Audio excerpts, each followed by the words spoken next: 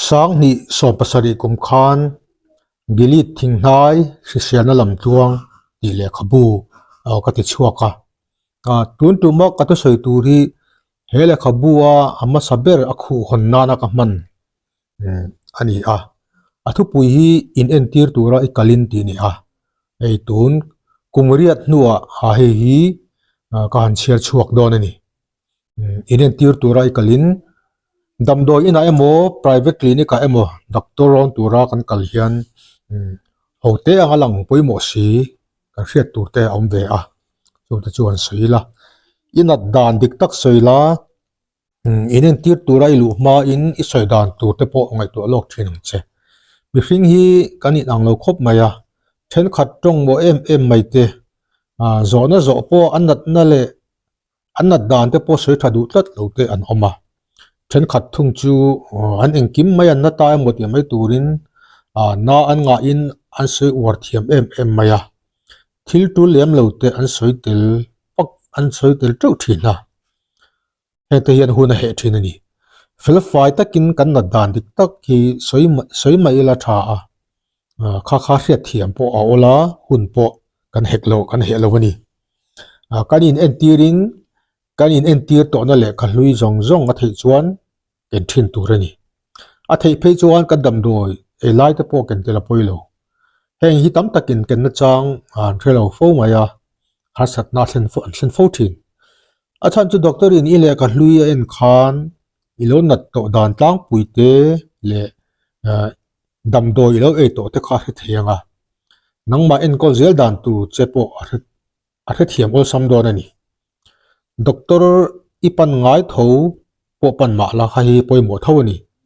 a chan chu doctor khan midang tam tak te a en ve adam doi lo cho to che po kha a hello fo don ani heba ka yan zo kher ngai lovin na ben von kan nei chuan soi thin turani nan zun thum te thi sen sang kal nat na te thin nat ne tam kan nei chuan he te soi tel vek turani me che naw pai chon in naw ban pai ti soi tel bok turani chan chu pum chu an naw te ta na dam la om te dam doi te po khalo cho thut the ni in soina chang an hriat chilo chuan tin ivuni en tir khan naw pai thu le na ta dang in nei the isoi kha poimo em thoni then khathian doctor dang hne na en tir thu soina chang te por holo fowa en tir nan vunin en tir khan amit emo aha emo en tir fo thina nat na te hi rang angin lang chuak ma se ai kung kai fo thini eba ka yan I doctor in tirin doctor dangin dam doi cho che kha a hello the ni a thiat lo chuan dam doi ngai tho doctor dangin an cho tho che kha cho thi che ming dang si na cho thi che ni chu ti ni phei chonin dam doi kha double dose e don tin ani kha tak sata na pui em the ni mi je rang nei kan oma kan se thau anga doctor tu ji nga po atong du deute tong tlem deute tong rang deute tong muang deute an oma in tong kam thum deute thum wak lote tong kam nem le tong kam chum bul deute ta po an om ve thau ni tu wangin an biak that huam lo che wang khan an sual ti na ni lo ta po thian ve thani he tuan pot mo le pakhat chu doctor ni si ma ni doctor puite social ju ting chu pan lo tha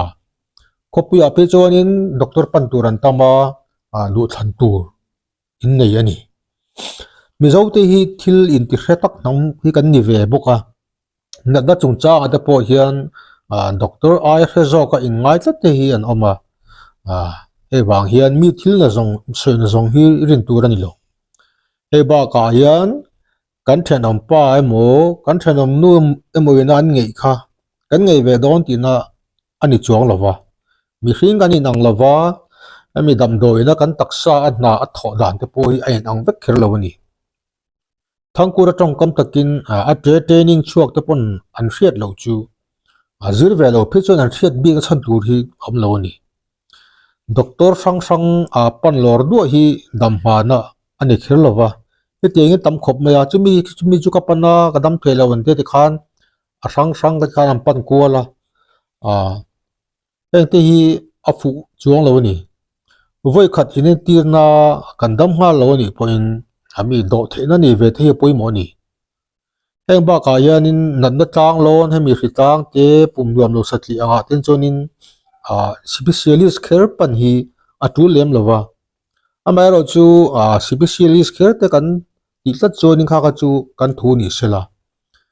in kan dat na he thei min cho fu ti rongat te hi doctor thiam te na po ani vek chuang lova a chan chu dat na in angrek po dam ha le dam ha ra en te nan malaria pf te le sap tai fa sang te po hi